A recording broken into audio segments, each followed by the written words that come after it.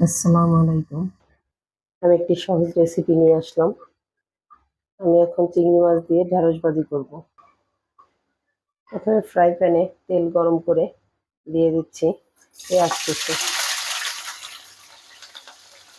দিয়ে দিব মরিচ ফালি, দিয়ে দিচ্ছি চিংড়ি মাছ। মজাদার এই ঢেঁড়স ভাজি খুব সহজে করে নিব। পেঁয়াজটাকে হালকা বাদামি করে ভেজে নিয়েছি। এখন দিয়ে দিব 1 টেবিল চামচ হলুদের গুঁড়া। পেঁয়াজের সাথে ভালোভাবে হলুদের গুঁড়াটা ভেজে নিব।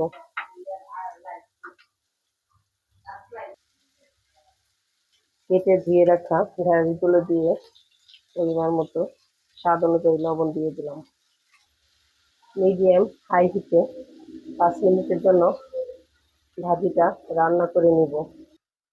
দেখুন কত অল্প সময়ে হয়ে গেল মজাদার ঢেঁড়স ভাজি। আপনারা ঢেঁড়স ভাজি সবসময় কালার ঠিক রেখে করার চেষ্টা করবেন। যে কোনো সবজি রান্না করার সময় সবজির রং ঠিক রেখে রান্না করবেন, তাহলে খেতে অনেক মজা হবে।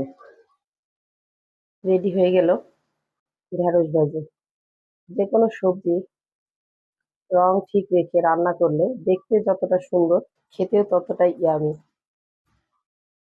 দুর্দান্ত মজার রেসিপি ঢেঁড়স ভাজি।